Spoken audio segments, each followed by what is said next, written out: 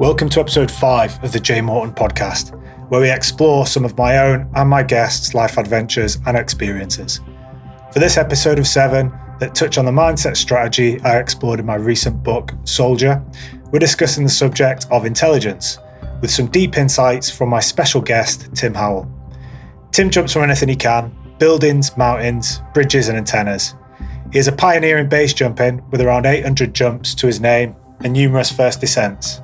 But first, it's shout-out time to our sponsors, Harley-Davidson. It's a brand I love and one that I'm proud to have on board supporting this series. Tim Howell, mate, it's a pleasure to have you on the podcast.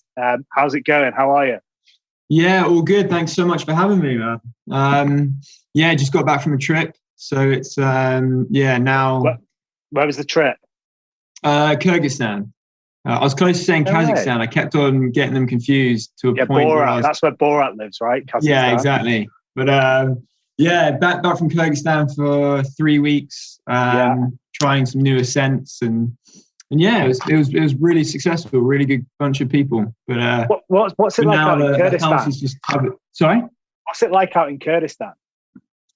Because that's quite close to Afghanistan, right? Yeah, so I don't know if you know the story of Tommy Caldwell and the Dawn Wall. But I just had a complete brain fart. Kurdistan, right? As in K-U-R. Not Kurdistan. Right, Kurdistan's next to Iraq. Yes, which I'm trying to get to next month. Right. Wow. So what? Yeah, which one's this called? How do you spell it? Oh, geez, mate. Now you're with Y's and Z's and R's and stuff. So where's that? K-U-R-G. Is it? It's below Kazakhstan. Right. Right below it. But Kazakhstan is a huge country, and Kyrgyzstan is quite a small country. But it's got a mountain range in it called the Tian Shan. Mm-hmm. And it's just full of like 4,000, 5,000 meter peaks and plenty that have been unclimbed. So it's perfect opportunity just to set up base camp, and you've got up to 10 objectives in one valley that you can just go off each day and try and summit. So and what kind of climbing is it? Is it all rock? Is it mixed climbing? Is it there snow and ice up there, or? Yeah, plenty, all glacial stuff. Plenty of rock, but in the area that we were at, there was a lot of relatively easy summits. PD to you can make them as hard as you want. Mm-hmm. So my main goal was to try and open a few routes that were around ADD in the French grading system, and try and do a 5,000 meter summit. I'd never done a 5,000 before. So what's the highest summit there? Is it 5,000? In the area that we were, there were 3 unclimbed 5,000ers. But I mean, the most famous one, Chantengri, which is a 7,000er in the range. So there are some big things out there, but most of the unclimbed mountains are around 5 or 4. It's crazy how many 7,000 meter and 6,000 meter peaks that are unclimbed around the world, right? Especially in that area, Pakistan, India. Yeah. Probably all those Stan areas. I mean, I think even in Afghanistan when we were there, there was definitely, there was villages up at kind of 3,000 meters of altitude, and there was definitely mountains way above that. Yeah. And I actually met some Norwegian guys that did some first ascents in some of the mountains in Afghanistan. In Afghan, awesome. Yeah. I've been keeping in touch with a few of the guys in Afghan, local guys. Yeah. And there's in the Bamiyan area, which is, I think, Afghan's only national park. And there's a few mountains around there, around 5,000. And the local guys have tried, 4, 5, 6 times to try and summit, and always so close to the summit. So it's one of my goals, definitely, to go out there and try and climb with the locals. It would be a really cool experience. Did you go out there when you were in the military? Yeah, I did a short tour on exercise 17. Herrick 17. It was just to put a bit of context, a bit of jam on the context to it. Like I hate the term "what do you do," but if I was to say like what, because people listening to this now are going to be like, who's Tim Howell? If I was to say, like, what are your biggest passions that you are most known for? It's probably a bit better a question than what do you do, right? Yeah, sure. I hate that question.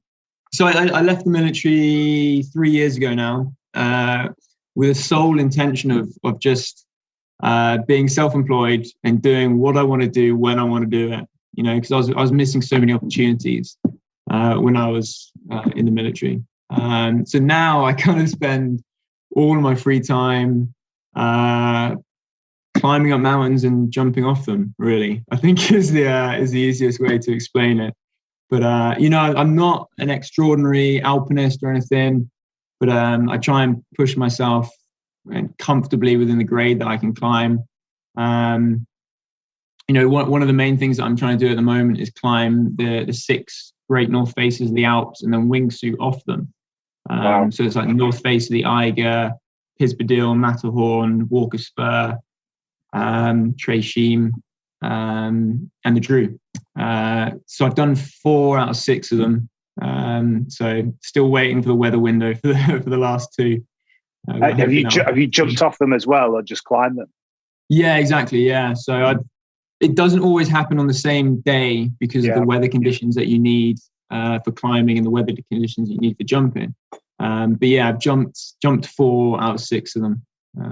I think that's you know, even just to climb any of the north faces of the Alps. I think just to put it into perspective for anyone that's listening, you know, like especially when I got into climbing, I read, you know, The White Spider was a book that I read and took massive inspiration from it. And I've actually got some friends that climb the north face of the Eiger as well. And when they get together, there seems to be like this clique of the north face of the Eiger crew, and they've just got all these, you know, it's pretty much the same stories, and they always talk about the same parts of the Eiger that they climbed and different things. But I guess, I don't know, you know, if you were to put it into perspective for someone who's never even climbed, to talk about climbing the north face of the Eiger, I mean, how would you describe it to someone who's never climbed? I mean, the north face of the Eiger was my first north face that I climbed. And I think I was blasé and probably a bit naive as to what I was letting myself in for. And it was I think about 5 years ago. I was still serving when I climbed the north face. So to be honest, compared to what I've done since, it was like it was harder technically, but I don't remember it being that hard or as hard as things I've done since, just because I didn't know what I was in for. You know? And when you don't know, you don't know, and you just get it done, sort of thing, you know. But I mean, we had pretty good conditions. It took us 2 days, and we bivvied on the summit. But yeah, it was yeah, it's a proper north face, that's for sure. Like you wouldn't want to fall off on any part of it. I guess to put it into perspective, what is it? Is it like 1,600 meters, around that?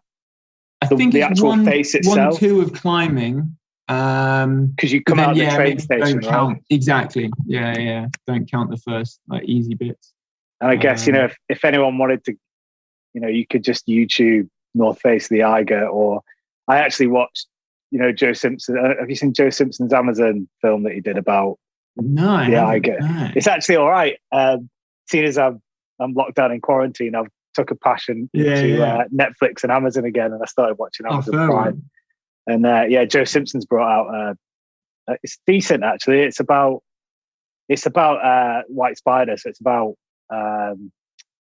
Hinterstoicer and his crew climbing the Eiger. But I mean, that must have been some feat to climb the Eiger back in those days. I mean that's something that was always in the back of my mind. Like when I was climbing on the crux pitches and clipping pitons, thinking, you know, these could be the original pitons that were put in.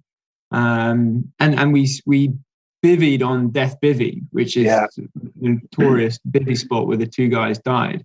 So the history of it is phenomenal. But thinking, you know, me with my modern tools, I bought brand new boots for it, brand new crampons, thinking like these guys are doing it in 38.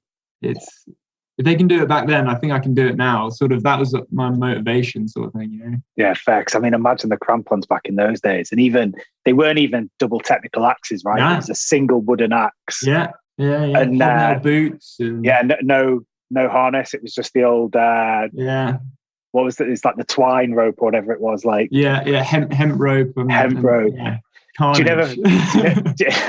Do you never fancy just going? Do you know what? I might just go and see if I can climb the north face of the Eiger in the old kit. Old school. Yeah. Like a barber jacket. Just like a shit Debenhams wool jumper or something. Exactly. Roll net. I like the old issued ones, the old issued woolly pulleys. Yes, right. No, it's I definitely heard a lot of stories about the North Face of the Eiger. It's probably, for me, it's, I don't know. It was one of those that I never thought that I was good enough to climb, I think. So I never climbed it. But you hear stories of just being sat on that bivvy at night and it's just boulders and rocks coming down, and it's quite an eerie climb, I'd imagine. Yeah, because of the history, it's just so eerie. Sitting on Death Bivvy, sleeping on Death Bivvy, and thinking, this is where two blokes died. And it is like infamous for how many people have perished on it. I've had friends and known people since who have died on the route, and way more competent climbers than I am. We were fortunate we didn't have any rock fall or anything. When I climbed the north face of the Drew, with a good friend of mine who's also still serving, we got stopped twice because of rock fall, and we had to return to the route because our ropes were cut. So because the rock had hit the rope and pushed the rope on? No way. Exactly, man. Like the rope just completely. The Drew's cut. gnarly, isn't it? Like it was just horrible. To look at we it. Had we had an absolute epic on it. Like really? 2 nights of storms. It was pretty full on. Do you know what? You was that last year? Yeah. You were out there at the same time I was. Yes. Because I bumped into a guide, a British guide, who bumped into you on the Drew, and he was. Yeah, I'm sure he was explaining that there was a British guy called Tim who's on the Drew having an epic. Yeah. I think it was Tim Blackmore, because there were 2 guides climbing with each other. Stu, blonde-haired guy, quite funny. He's actually ex-military, he's ex-RFPTI or something. Yeah. Because they managed to avoid the first day of storms. Yeah, they just climbed it, hadn't they? That's right. Yeah. They smashed it. So they got back down to town. We missed the window by like a couple of hours and was stuck for that storm, which then delayed us by the next day, which then delayed us another day. But I remember him talking about you guys now, actually. Was Nims in town at the same time as well? Yes, that's because right. My mate Dave and I, Dave worked with Nims. Yeah. So we all saw Nims in the afternoon as well when we got back down. That's right. Yeah, Nims was there too. Oh yeah, Dad must have just missed you. So you're gonna climb them all and jump off them all. So you've done. So you jumped off the Eiger already. Yeah, actually, so the Eiger is probably one of the harder climbs, but the easiest jump. Is that the mushroom? Is the mushroom? That's it. Yeah. So the mushroom is the easiest jump. There's also a high one on the summit and another one on the south face. So I'm trying to do them all just because they're there. But there's a lot more technical jumps on the other north faces. The mushroom's just a classic. You can get up there in 2 hours from the local train station and do laps on it all day. Yeah. Tim, how did you get into the base jumping stuff? So I've always been a rock climber mainly for the alpinism, and it's the places that you go to rock climb are often frequented by base jumpers. So Tonsai in Thailand is like a base jumping paradise. So the first time I ever saw a base jumper was in Tonsai. And she was a Kiwi lady and she couldn't really climb. So I said I'd help her get to the exit point on top of this cliff, thinking I had 50 skydives at the time. And I was thinking, maybe if I help her, she'll lend me a parachute and she can shot me off the cliff and I can do my first base jump. Absolutely dreaming, not going to happen. But that was my first time I saw a base jump, and from there it was definitely a dream of mine. Are you glad that didn't happen? Are you glad looking back now that didn't happen after 50 skydives? No, I would have loved to have done it. But I teach base jumping now, so it's for me, it's getting my students in the right frame of mind and teaching them in a way that it's a slow progression, but doing it the right way, And if I had done it at 50 skydives, it wouldn't have been the right way, and that kind of sets you up, sets your mentality up for not for failure, but for doing things not in the right way, And I think that's important to make sure you've got a logical approach to it. Yeah, because I think there's probably a massive misconception about base jumping, right? That it's crazy people that want to throw themselves off cliffs and bridges when, in fact, it's actually probably quite the opposite, right? It's probably people that, for sure, or the successful ones that are doing it, right? You probably get that might be the difference. I mean, the media spins it as some sort of like adrenaline addiction, crazy stunts. There are stunts within the sport, but for me, it's a sport. It's a cliche. It's a way of life. It is for me. I take my rig everywhere I go. But it's the amount of calculation and methodical sort of thinking that goes into it.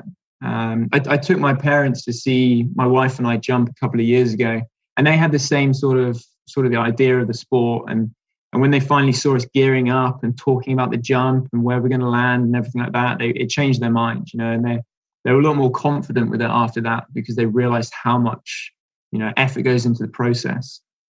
Yeah, because it's one of those, right? I guess the margin for error is so, I mean, the worst thing that could happen is death, right? And there's probably not much in between, a serious injury. Exactly. That's the margin for error. It's either death or a serious injury. Do you think about that at all, or is that, often. Yeah. Go on. Sorry. There's a few ways I think of it, because, before a jump, I'm not going to jump if the level of risk is too high.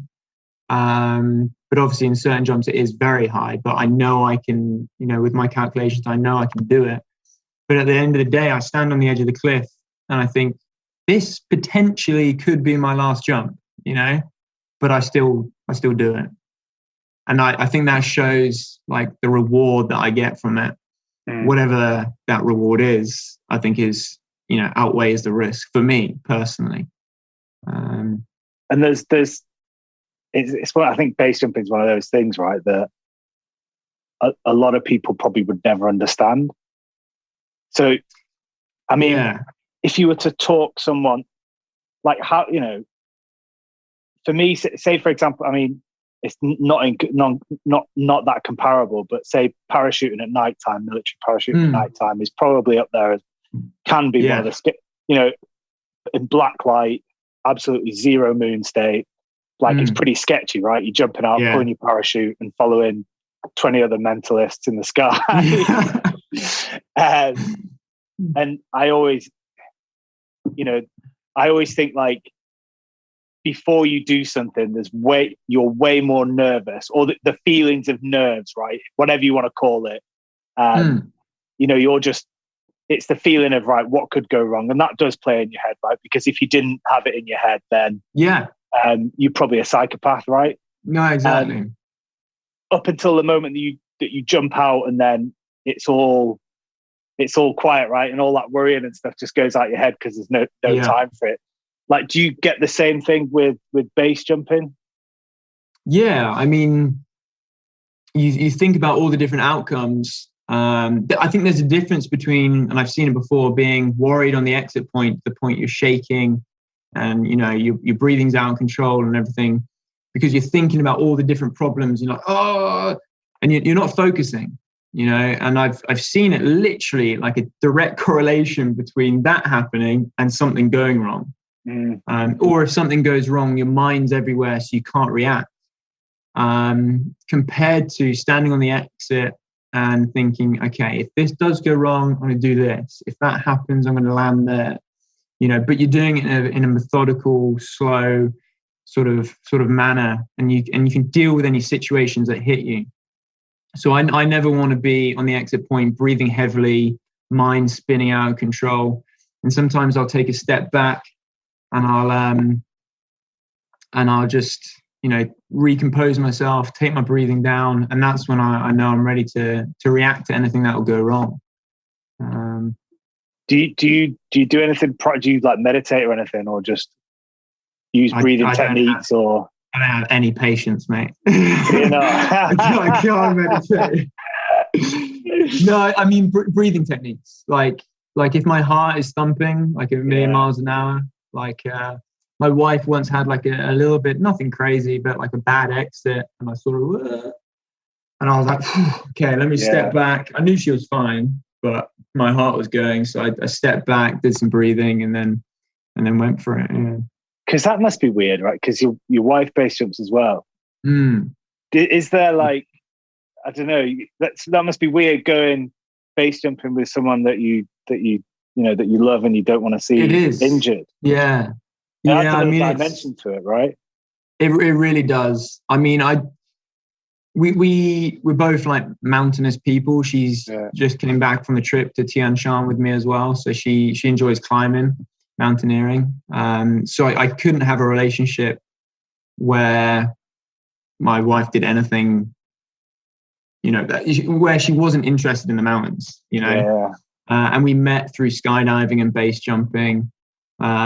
But the more that we, know each other and are with each other, the more I do worry, and the more, it does put some sort of anxiety on me. But that's how it is. We deal with it, and we know our limitations. And the amazing thing is we've been learning together as well. So we've been like understanding each other's abilities and risk management, and we kind of help each other decide these decisions together. So I think that's a really important step to do together. Wasn't there, when you asked her to marry you, what's the story behind that? That was pretty full on. Yeah. I mean, looking back at like the early days of jumping with each other, we did some pretty full on stuff that we, in hindsight, maybe weren't ready for, or maybe, was on the edge of the limit of risk that we're willing to take. But the accident in Cape Town on Table Mountain definitely put kind of a bit of a damper on things and slowed things down for Eva. Did it? What is in confidence with jumping? Yeah, I mean, a little bit of confidence. I mean, she was jumping within 3 months of the surgery, so it was she was still back on the horse. But in just terms of like evaluating jumps for her, like landings and what risk she's willing to take. So she's definitely since then said no to a few other jumps, directly because of the Table Mountain incident. Oh, really? I can imagine something like base jumping. You really need to have like your intuition and your sixth sense really dialed in. Is that something that you listen to, or are you just? Yeah, man. There's something in that, right? There really is. Yeah. It really is. But it's. I read an article about this sixth sense, and it's not so much like a sixth sense, but your subconscious, Mm-hmm. And I've heard stories in the military about this, I've heard stories in the military, a friend of mine who was in Northern Ireland, and he said, today I'm not going to walk down that street, sort of thing. He had a bad feeling. And although sixth sense, a lot of people might think is this sort of mystic sort of intuition, I think it's got a lot more to be said for it in terms of just your subconscious picking up on things. Whether that's a smell or something doesn't look right or smell right, or, all the information that you gathered that day just compounds into something that says not today. And although you might just be having a gut feeling, it's probably your subconscious putting everything together and telling you. So although you can't really put your finger on it, I think there's factual bits of information there saying, no, not today. Yeah, I think we're way smarter than what we think. And exactly. My whole theory on it is, like language is a human construct, right? We created language, but before that we had to communicate in certain ways, like a dog, right? A dog barks. It's not necessarily a language, but the other dog understands what that dog's doing or saying through, cues, body language, gestures, or, what you would call a sixth sense or intuition. Yeah. And I reckon like deep down, we've still got this, like, when you can tell what someone's thinking or doing or saying, it's the same thing, right? Before language, we have this way of communicating and speaking. And I think we've just got way more senses and an understanding of what's going on than what we actually just, because if you think of language, right, you can only describe things in a certain way. You can only describe things through language, right? But there's certain things that I think you can't describe with language that are just, whether it's a feeling or a thought or you can't describe or smell with language. There's definitely something there, isn't there? Yeah. It's like, I've had aliens. Do you believe in aliens, Tim? I did listen to an Elon Musk, Brian Cox podcast with Joe Rogan the other day. So it was quite compelling. But I love all the there's all the press coming out that that the US government are now releasing statements saying that there's Have you seen that, the UFO I saw a title of it, but I haven't read into it or anything. You should just come official on this podcast and just say that when you're out in Kazakh, Kurdistan, whatever stand, you one saw of the stands. One of the stands, mate. You saw, have you seen? Yeah. I mean, they could be real, right? We could be aliens. Yeah. So Brian Cox was saying like the idea of aliens probably exists, but they could be like nano. They could be like so far advanced in technology they can't even communicate with us, or they don't want to communicate with us. So there's lots of things out there, lots of ideas. Yeah, I like the one that this is just a big computer simulation and we're actually massive overweight slugs just sat just dreaming that's of Elon Musk's idea, isn't it? Yeah. He says it's like really probable. Yeah. But if you think about it, right? As humans, we just became, because everything just gets so easier and easier and easier and easier, right? That sooner or later you don't need a body that needs to be active and you'd miss all that stuff, right? If you were just this massive slug that didn't move, you plug yourself into these electrodes and just live your life out. I go back to climbing mountains. Exactly, like that's the one that you chose, isn't it? That leads you to these fat slugs that are having the body of a person that works 9 to 5 super hard, has no spare money. What's he doing? But he could be living his best life. He chose because he chose the budget option. Right. Well, I'm honoured that I'm not the budget option, man. No, you got even with this £1 Kazakhstan haircut. Is that the Kazakhstan haircut? It was, mate. I gave her undercut as well. Sorry? An undercut. You've got the whole undercut thing going on. 90s undercut going on. I had a bit of. I'm disgusted to say, but I had a bit of a bun. So she did this. A bun. Did you have a top? Oh, mate. Yeah, I know. I don't know what I was thinking. I know. Mate, throughout my whole life, I've always had short hair because the military, and then prior to that, like my dad being in the military, it was like short hair. So I thought I'd just grow it out. Yeah. But yeah, it was an experiment gone wrong. When you came out of the military, did you like keep your sideburns short and short back and sides? The facial hair went crazy for sure. Until I married Eva. Right? Exactly. It's freedom. But the hair's always been pretty much in control. Ah, that's good. Yeah, I find it like as soon as anyone's allowed to grow a beard in the military or grow the hair, it's like, fuck, I just want to do that. Yeah, for sure. Yeah, fight the system. I always going back to the stands in Afghanistan.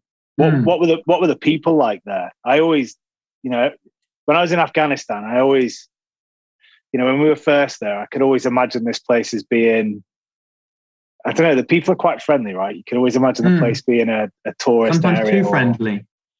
Too friendly, yeah. They're the ones to watch out for, right? Yeah. That friendly, yeah? Yeah, I don't know. Like I've worked in Oman and Saudi, and I really enjoy Oman. I think the Saudi, the people that we work with are definitely a different type of personality. But then, the Kyrgyzstan is kind of Central Asia with a lot of Russian influence as well. So the Asian people there were super friendly, like just really, really nice people. We had no problems, with whatever we did. It was really good. But then, the Russians just have no emotion, do they?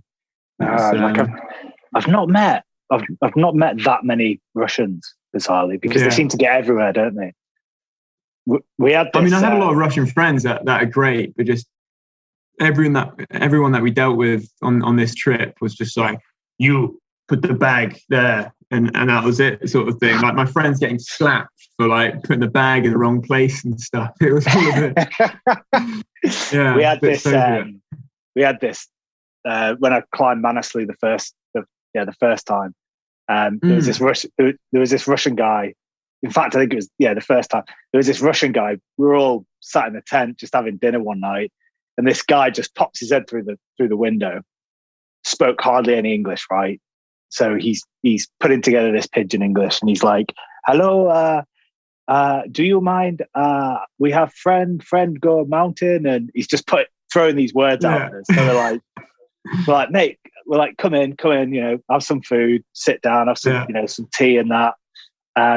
Anyway, we managed to get out of him that he'd been basically held by the Nepalese government.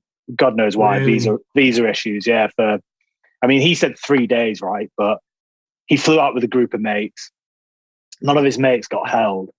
So they flew to base camp. They'd already climbed and summited Manaslu, and they were on their way back down.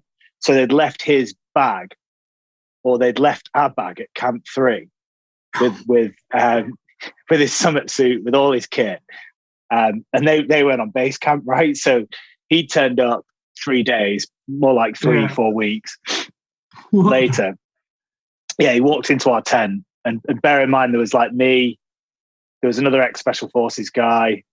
In fact, there was 3 of us, 3 ex-Special Forces guys. So we were all like, yeah, he's a Russian spy. But just joking. But we took him on. He was like the orphan of the camp, and we gave him a tent. And he had this weird like Hessian bag full of like these cubes of bread. I think the bread must have been stale, but it was his. Like everyone takes something on an expedition, like some dried salami. Sounds like some sort of like shit bread survival rations or something. It was like this Hessian sack full of this bread. Oh my God. And so he stayed with us for 3 or 4 days, right? Bear in mind, he's not acclimatized. One day he just turned around and said, "Okay, go mountain." So he leaves, right? Bear in mind, he's no bag. He's just got his rucksack. He's turned up. He's got what looks like wool but could be cotton onesie as his base layer, and a ripped. I don't think it was Gore-Tex, but it was, like your dad's cagoule when you were growing up. That was, that kind of that plastic material. Plastic. Yeah. And so he goes off up the mountain, and I think 2 days later we set off, and we're sat at Camp 2. So this is nighttime now, or just as nighttime. So the sun's gone down. We're sat at Camp 2, just having our last brews and that before we get in our tent. And I see this tiny. I mean, it must have looked like a candlelight just in the distance. I was like looking. I was like, what the hell is that? So I get the lads around, and after Camp 2 on Manaslu, it's a pretty steep section. Yeah, I might have got that right. It's a pretty steep section going up to Camp 3, and like through the crevasses and glaciers. And I'm like, what the hell is that? Anyway, it gets closer and closer, and it's this tiny light. And so I run up. I go and see what it is, just in case it's someone who needs help. It's this Russian dude, right? And he's got, you know, the old Nokia 3310. So he's no head torch, right? Head torch was apparently in this rucksack at Camp 3. He's got his Nokia 3310 out, trying to find the way down from Camp 3 to Camp 2. Wow. Yeah, he couldn't find the bag, so he went up to Camp 3. Couldn't find the bag. So he thought, right, I'm going to have to push on and see if I can summit. So he was scratching around at the top of Manaslu trying to summit, and couldn't. I don't think, because it's quite deceiving. There's like 2 summits. You can if you're up there on your own, you can quite easily go for what looks the biggest, but it's not. It's around the corner. And he'd come back down. So he was freezing, mate. He was like shivering. So we brought him in. And yeah, so he gets his bag out, and he starts putting his tent up. I'm like, I'll help you put your tent up. Bear in mind, it's pitch black. We're on head torches, and I'm looking around at this tent. I'm like, North Face 2-man tent. I'm like, mate, that's my tent. What the? Yeah. Not only that, but he broke the pole. Like one of the poles. Oh my god! Poles completely smashed. Yeah. Sometimes I just think, how do some of these people surviving on the mountain? Just like, especially in the mountain. I get some people just like not just being hardcore old school Russians, but then there's some people who clearly don't have a clue what they're doing with the 3310. That was hilarious. I mean, you must get that in base jumping as well, right? Just people that see it and go, "Oh, do you know what? I can do that." They don't last long. Literally. Like there was a case, I think it was 2 years ago now. So it's becoming more and more popular of people buying kit off eBay, or because you don't sell kit on eBay. It's only on there if it's been stolen, because they don't know where to sell it. So people will find it on eBay. Hopefully it's packed, because they don't know how to pack. Yeah. There was a guy in the French Foreign Legion, actually, probably pretty tapped, and decided he's going to give it a go. Bought the biggest wingsuit there was, which is like, super experienced. Apparently he survived the first one, but tumbled into the ground on the second one. But he knew that he was trying to evade people giving him advice, because he was going in between like the bus shuttles. He wasn't asking anyone for advice. He just wanted to give it a go. He lasted 2 jumps. There was a Ukrainian guy who lasted 1 jump off a building with a skydive rig. So it happens. Yeah. Yeah, that's crazy, right? But imagine the confidence. Like, yeah, I know. My students have got like 200, 300, 400, 500 skydives, and they're standing on the edge of the bridge, and they're not shitting themselves, but they're having to focus, build up sort of the knowledge and the database of information, and there's me guiding them. But these guys just been like, "Nah, I'll buy one on eBay, mate," and I just jump. What program did he buy? Exactly, mate. It's just, it blows my mind. It's I find it honestly crazy. Like, as in, he must be a full-blown psychopath. Exactly. Yeah. Like, I've got a few skydive jumps, and I'm not sure base jumping's for me. I think if I'd have found it when I was younger, I might have done it with, because I didn't skydive till later on. If I'd have skydived maybe when I was younger, I might have done it then. But yeah, I mean, it's just such an unnatural thing. Imagine just being that guy, just staring over the edge, going and thinking this is okay. Oh, okay, mate. Yeah, carnage.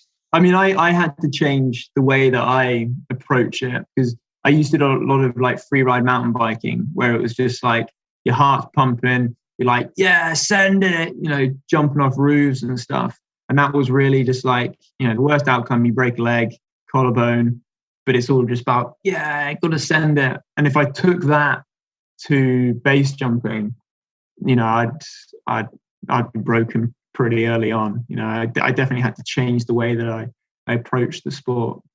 Do you think about like the psychology aspect of it quite a lot?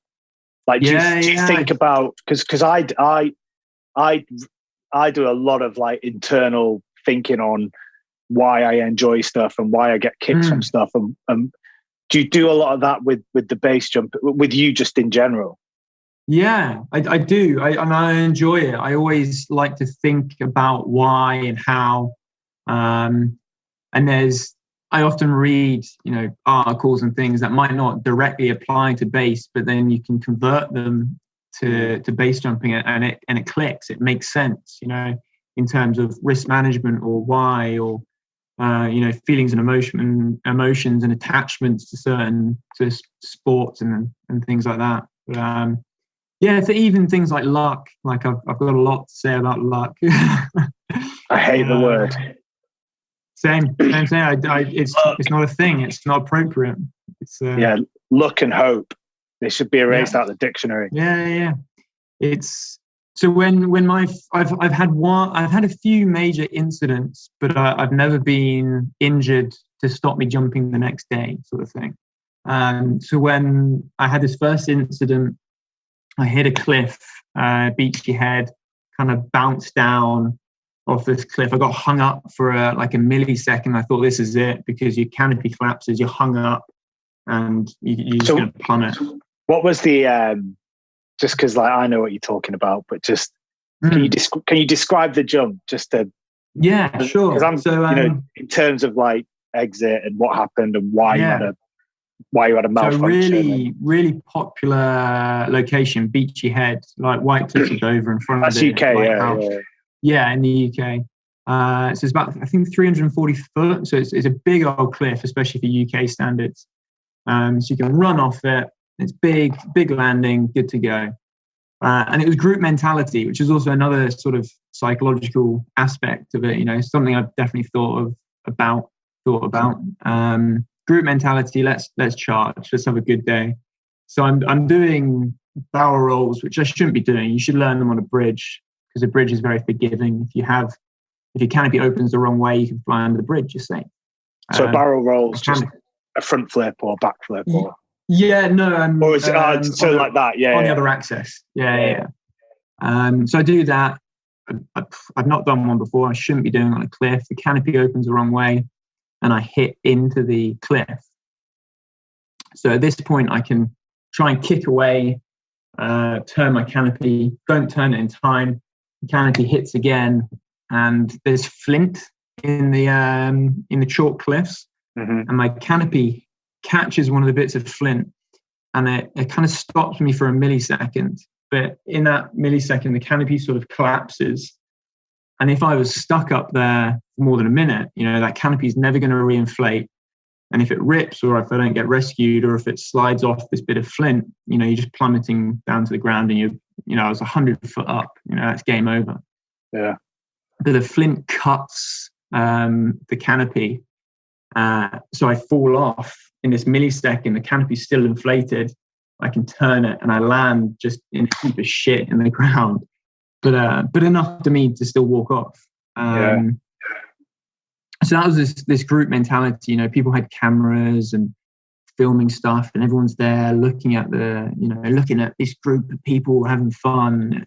It was that sort of mentality. Yeah, I can do this, which is not the sort of mentality I want to be in. And previous times, times since then, in a group, I've walked away from a situation just to let myself know that I can. Like when everyone's jumping and everyone's having a good time, and I just go, you know what, I'm gonna walk away from this one. Not for any particular reason, apart from letting myself know I can. So you don't get caught up in the moment, Yeah, Yeah, I can see but that. Yeah, and people from that jump said, "Oh, you were so lucky." And I said, "What point did luck have to play in that?" And they said, "Oh, you're lucky. You walked away." And I said, "Everything that I did, all the decision making, all the reactions, split-second reactions of turning or landing this way or kicking away from the wall, all of those reactions that I did, consciously or subconsciously, ended in the result of me walking away involved. It was me and my decision making and my skills and drills and techniques that end in that result. So I don't put it down to luck at all." Yeah, I hate the word luck. Yeah, it's, I think what people see is you having a near miss and then just, it's a weird word, right? And it's a word that's been put in the, it's a fairy tale word or a folklore word, right? Luck, yeah, exactly. And it's weirdly worked its way back into the dictionary as something that we now say to people, or good luck with something, and it's like, you've done 800 base jumps now, and it's like you have that one base jump that that something goes wrong, but people see you as being lucky, but what they don't see is every thought, action, everything that went into the previous 799 base jumps, requires you to make that instant reaction that actually saved your life on that actual jump. Is it luck that's going to get me through this, or is it? Yeah, I got you, man. Yeah, I froze for a millisecond there. Yeah, sure. Yeah, the luck thing. Yeah, I don't like the word luck. I don't like the word hope either. When people are like, and they're so used so much, aren't they? Even like when someone's got a hard day or something, or a test, you're like, I find myself going, "Oh, good luck for tomorrow," and I go to write a message, and I'm like, I'm not fucking like, good luck. I don't know. I'd rather use it. I'll say something like smash it tomorrow, or nail it tomorrorow, because you can, right? Not good luck. I hope you've done enough prep, because that's what's going to get you through, not luck. Yeah. Same with hope. I don't like the word hope. It's like I hope. It's like, nah. It's like do or try. Don't hope. I mean, there's hope isn't going to change anything from my point of view. I don't. I want facts and figures. I don't want some sort of mystical hope that's going to get me through the day or make me survive it. It's whether it's conditions or weather or your abilities, it's not hope that's going to get you through that situation. It's so you don't jump with crystals. And a rabbit's foot around your neck. I'll tell you what, I wanted to do a jump. There's a famous jump in Lauterbrunnen near the Eiger called Dumpster. Right. And it's called Dumpster just because all the old locals used to just chuck all their shit down there. So you got washing machines and all sorts. And I walked past, it's weird. And I walked past a mirror the other day, and I thought it would be really funny on Friday the 13th to do a jump, but on the way to the jump, do like all the faux pas sort of, unlucky things. So like smash the mirror as I'm about to jump, like walk past a black cat, go under a ladder, and just be like, it doesn't have an effect. It does not have an effect. Imagine if you died. Yeah, I mean, there's that, but then you've proved it, right? You could go to the grave knowing that you proved bad luck is a thing. Yeah, exactly. Okay, guys, I confess, like, it is a thing. Tim Howell's greatest moments. I wanted my racing car number to be 13. But then, like, I'm still like, if I'm losing, then am I going to be like? You can blame that. I think racing cars are a bit different from jumping off a cliff, right? If you jump off a cliff, you probably, if bad luck's a real thing, you're going to hit the floor and die. Whereas if I'm losing races and my car's number 13, then am I going to be like, right, is it because I'm not that good on that track, or I've not prepared properly, or I can't get my head over it, or is it because my car's 13? Wow. Do you know what I mean? That's where it comes down to how strong your opinions are on that. Yeah. I hope it's the bad luck of the 13. Have you ever seen Team America? Yeah, loads. You know, where the dolls are having sex or about to have sex, and she's like, no, my previous husband died, and I never want to have sex with somebody that's going to die again. And he goes, I promise I'll never die. So Eva and I, every time we jump, we look at each other and we say, I promise I'll never die. And we both jump. Brilliant. And that's kind of like two fingers to fate or hope or luck or whatever, just to say like, it's us, it's nothing else that's controlling it. It's us. I love that, man. I love that. So one thing I wanted to ask you was, you got into ski base as well, didn't you? That's because I were you inspired by Shane McConkey or? Yeah, 100%. He was the one reason that inspired me to do ski base. I grew up skiing a lot, so I also do like little courses of ski base and help other people do their first ski base jump now. So for me, it's more about the skiing than the base jumping, because if you are a base jumper, you can jump off a cliff and throw a pilot chute, no problem. That's basic stuff. But leaving a cliff at the perfect speed, trajectory, angle, that's the harder part. So I did my first ski base when I had 21 base jumps, which isn't that much. Not a lot, no. But yeah, it went smooth. What? So I guess again, for just people that don't understand what ski base is. So base jumping off. What is it? Buildings, antennas, span and earth. Yeah, span being a bridge. Yeah, and then ski base. Is pretty much that, but on skis. So the old movie, The Spy Who Loved Me, was probably the world's first ski base, but that was even before the concept of base jumping existed. So we had a round parachute. It was a stuntman called Rick Sylvester, and it was on the Baffin Islands as well, which is like 4,000 feet cliffs. But yeah, that stunt is all time. Like, it was a stunt before even base jumping was a thing. It was just revolutionary. Because he's not a base jumper, the guy that did it, right? He was just a stuntman. Yeah. What do you think? Have you seen Tom Cruise's stunt in the new Mission Impossible? So there's the new Mission Impossible that they're filming at the moment. Yeah. So he rides the motorbike off the. Have you seen that? Yeah, I've seen bits and pieces of it. I mean, he does all his own stuff, and it's pretty full on. So I think they did it in Norway. So there's a massive. I mean, they built this purpose-built scaffolding and wooden ramp, and he just rides. So because it's in Norway, they could use. I think I'm right in saying it was a skydive rig, which doesn't stop it from being a base jump. But the cliff is so big, he could use a skydive rig instead of a base rig. But yeah, I mean that's some full on stuff. That's dream worthy jump. What's the difference between a skydive and a base rig? So skydive is from any vehicle, balloon, helicopter. Tim, what's the difference in the rigs, base and skydive? Oh, in the rigs, sorry. Yeah. In the rigs so skydive container will have a reserve and a main. And the main is usually a lot smaller than a base main.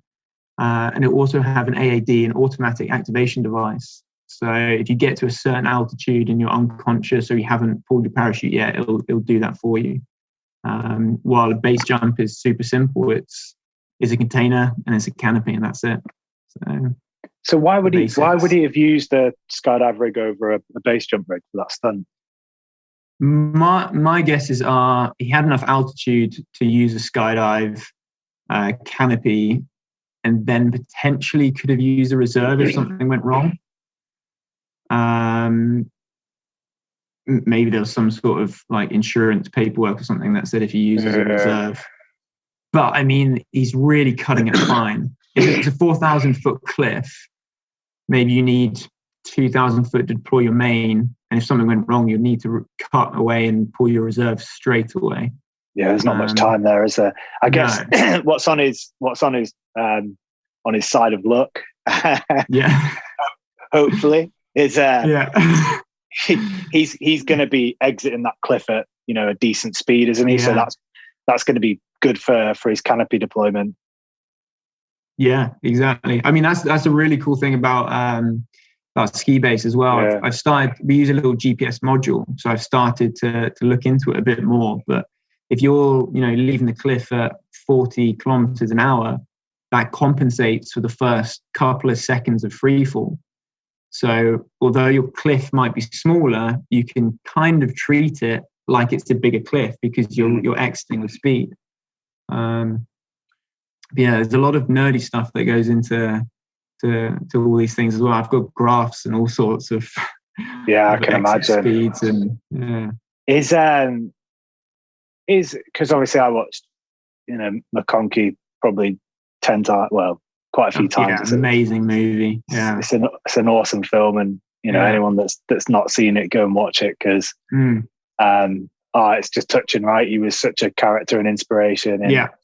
And that's the thing. Like, he just seemed like a super good dude, not just skillful, but like, no. And he was doing it for the right reasons, right? He wasn't doing it for Instagram likes or.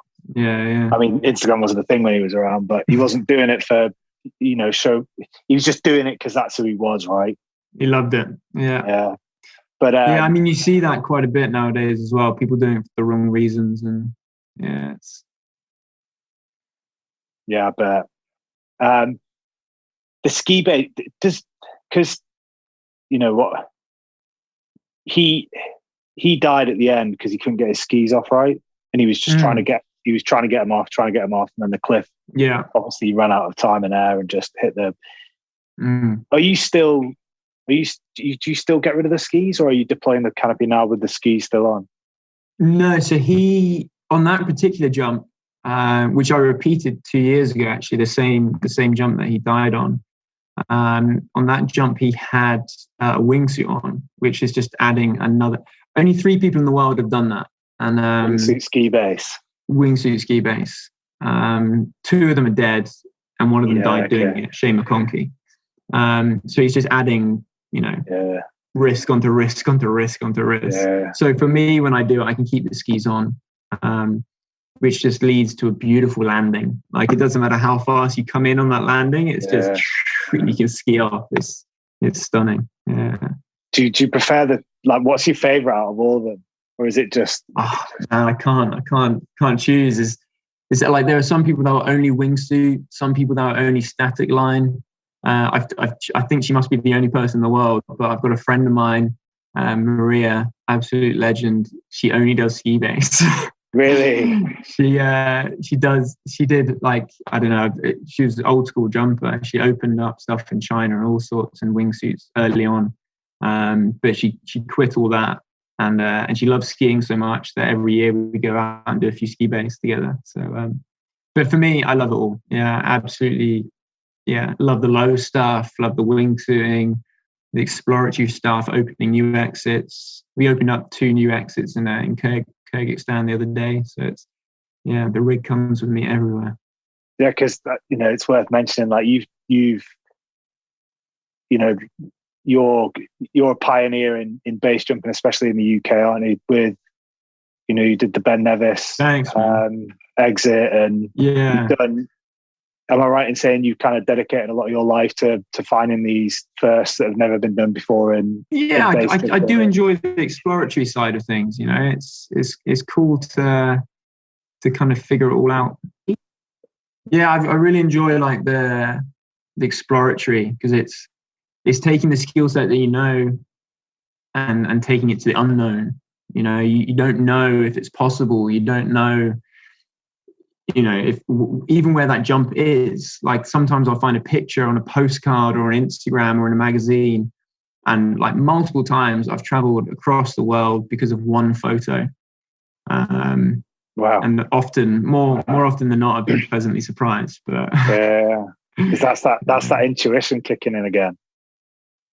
yeah, it's just the whole process of planning it as well. Like I opened up the first wingsuit jump in Vietnam, and that was from one photo, and that leads to like finding out where that photo is, and then finding out if people have been there or driven past it, and then Google Maps and fat map imagery and figuring it all out. And until you're actually standing at the bottom of the cliff or on top of the cliff or having jumped it, you don't know if it's possible. Yeah. Which is a really cool process. Could you imagine a life where you stop base jumping? No. No, I mean, for me, climbing is sustainable. I think, there are people climbing into their 70s and 80s, and as a guy, Remy French, I think he's 94 and he's still doing like routes that Eva and I are doing at the weekend and stuff. It's insane, isn't it? But base jumping, I don't think is sustainable. It can be, the people that I look up to the most in the sport are the people that have been around the longest, because they're the ones making the right decisions and are getting it done. But at the moment, things change. At the moment, I don't see myself stopping, but things change. So we'll see. Do you think, right? Do you think that because you're probably up there with like the 0.001% of people in the world, right, that base jump? Do you think, like in your base jumping career, is there takeaways that you've learned, or whether it's experiences or whatever it is that you could, other takeaways and experiences that you could give to the other 99.999% of the world that have never base jumped before, whether that completely spiritual, whether that completely about the preparation, whether that's because I think for me, having spent time in the special forces and spent time deployed all over the world, and seeing stuff that most people would never see in their lives, I think there's definitely a sense of education and growth that comes with that you can for example, seeing all that stuff, right, I've got a massive gratefulness and appreciation for the world and for the smaller things in life that maybe someone that has done the same job all their life and never kind of stepped outside the comfort zone as felt. So is there wisdom or that you could pass down to? One thing that is probably pretty niche, but one thing that I've always taken away from the military is a recce is seldom wasted. I love it, and it's so true, man.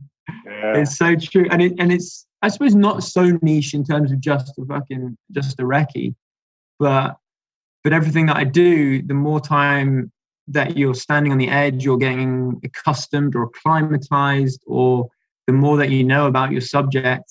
When you're there ready to attack, you're in a right place, right frame of mind. And I think you can take that to everyday life, or situations that happen in everyday life. But for example, for me, not in everyday life, but for jumping, if I'm going up to a really technical exit point, I want to know everything in terms of where exactly I'm going to put my feet, which direction I'm going to jump in, where I'm going to land, the flight path. And if I'm figuring all that out on, the 5 minutes in which I'm going to jump, there's just so much going on. But if I do that the day before and really drill it into my mind, come back the next day, I'm there, I'm good to go. I can just focus on just the jump. And the other thing I think is something I definitely live by is just making the most of opportunities. I think if you say yes to an opportunity, you can always potentially say no later or back down from it. But say yes and then figure out how to get it done later. Which was kind of the what just happened with the Tian Shan, like it was quite last minute, and I was like, it's a great opportunity. The guys organizing it, Dan I did a great job of organizing it all. I'm gonna jump on this and figure out all the logistical aspects and the money and everything else down the line when it comes closer to it. So make the most of your free time. Yeah, I think the opportunity one is massive, right? I don't know. You've got to be in the right mindset to be open to opportunities in the first place, and then you've almost got to be in the right, because if you start.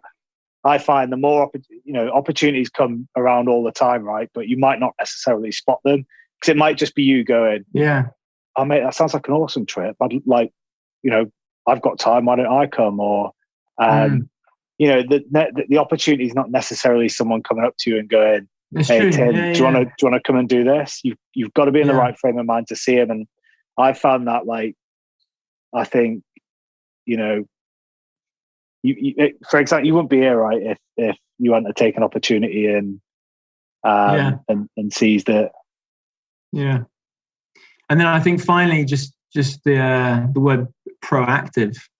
Just so many people are like, because I get a lot of messages. How do I do this? How do I get into it? And I'm always, knowledge is king. I'm always happy to pass on information and knowledge and help. Always, replying to messages, but people want stuff handed to them on a silver platter, and you don't get to where you are, where we are, and you don't get to experience things if you're not proactive. And I just see it so often, and it grips me, man. Just like, oh, that sounds like too much hard work. But and people will say like, oh, it's my dream to do this, and you explain how to get it done. Oh, it's too much hard work. It's not much of a dream then. Like, you don't really want it if you're not willing to put the effort in. But for me, like, I have problems with motivation, man. Like, I often look at an excuse not to do something because the weather's a bit iffy, or I'm not ready, or I don't have the right gear. Like, I'm bad. I feel bad when I cop out of something because it's not perfect. But sometimes you just gotta be proactive and get shit done. I always think I'm like the most proactive lazy person that I know, because deep down, I've got this bad fear that I am lazy and rubbish and shit at everything that I do, and I've got this overarching fear that just follows me everywhere, and because of it, I'm the complete opposite. But still, deep down, I'm like, Jay, you're lazy. So if I'm the same. I'm like, if I lack motivation or can't find a reason to go out for something as simple as a run, right, or sit down and do some work, same. I beat myself up over it so much. It's almost not worth doing it the next time. Yeah. I'm the same, man. I've really got to get a grip of myself sometimes, and then I think, like, what would Eva think about you? What would your dad think? Like, I'm like, no, that would be let's get those running shoes on and get outside. Like, I love that. I love that saying that if everyone could read everyone's mind, they'll all run back in the house and lock the doors until they realise that everyone's just thinking the same thing as them. Yeah, fair one, man. Yeah, for sure. It's true. Hey Tim, it's been awesome chatting, and thanks so much, man. Really enjoyed it. I could probably go on. I've got more questions to ask, but appreciate it. Next time you're in Sham or you fancy a jump, let me know. Yeah, for sure. I might not take you up on the jump thing just yet, but I want to do some more skydives, but do you know one of those? It's trying to stack another hobby onto about 10 other hobbies that you're trying to invest time in. And for me, it's like, right, what do I want to try and be good at? And I've got a few hobbies that I really want to just nail down, and I hate the word hobby as well. 3 or 4 sports or whatever it is, activities that I really want to be good at, and to try and now throw skydiving into the mix. Yeah. How's the free diving going? You did a bit of that? Is that one? Enjoy it, but weirdly, I think this summer, so last summer, during lockdown, did loads of spearfishing, loads of diving. Really? Yeah, and I think the conditions were right for it, right? We had all that beautiful sun. There wasn't much swell. There wasn't much wind.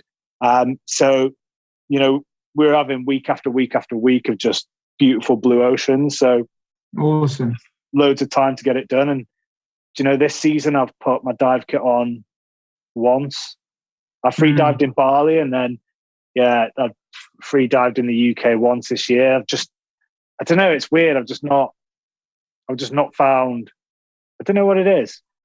I've just not found. Good little skill to have, though, for sure. Yeah, proactive. Power of breathing. I'm actually turning into a lazy person. Proactive with it. I get you, man. You need to focus on those. I've always said as well, like, time is finite while money is infinite. You can always make more money. So if you've got a certain period of time and you want to focus on certain things, you got to choose what you're going to spend your spare time on. You can't keep on piling up more and more sports. I find the older you get as well, I hate saying that, but you do get older, right? Weirdly. But like the further, the more revolutions of the sun that you do, is what I'll say. You start to really value what you actually want to spend your time doing, and who you want to be around. Yeah. And I guess I don't know. I've noticed in these last few years that I get just as much enjoyment around being around certain people than I do from, a summer's day rock climbing in Portland or Dorset or something. And I don't know whether that's, the amount of times that the Earth moves around the sun as you get lazier and lazier, or what. I don't know. Like, even just risk, right? That my appetite for risk is probably not as big as what it would have been maybe 5 to 10 years ago. But that's the thing. That's what I was saying with, like, right now I want to base jump forever, but just time changes. You get older, and Can we not say that? Can we say there's got to be another word for it, right? The amount of times the Earth goes around the sun. That's a mouthful, mate. Break it down. Yeah, I know. Should we abbreviate it? T. I'm going to show us. I'm awful at doing this. I think I am. T-A. You don't count the O, right? T-A-R. The amount of time. Oh, mate, I'm going to write it down. So, amount. You don't count the O unless it makes an awesome word. The Earth goes round. Oh, mate, that's too big. It's like saying that. The amount of time. The amount of time the Earth goes round. Not working. Done. Taturgs. Tacturgs. Taturgs. T-A-T ergs. Taturgs. I think that works. Yeah. Yeah. Taturgs. I'm 37 taturgs. 37 taturgs. Mate. But yeah, you do, like, I had some projects that 3 years ago or 5 years ago I was, chomping at the bit to do, and now I'm just like, really yeah. Times change. Yeah. Hey, Tim, awesome, mate. Enjoy the rest of your day. Enjoy Geneva. Thanks. And I'm going to come out to Switzerland at the end of the year skiing. So really awesome. Yeah, I'm going to try and do 3 weeks out there. So let's try and link up, mate, for a beer. Yeah, that'd be great, man. That'd be really cool. I'll even come and just watch one of your base jumps or something. That'd be sick, mate. Anything. Well, we're always skiing around. So Sweet. Let us know where you are. And we'll get some skiing done. Yeah. Awesome, buddy. Enjoy your quarantine, mate. Cheers. Catch you later. Bye, mate. Bye.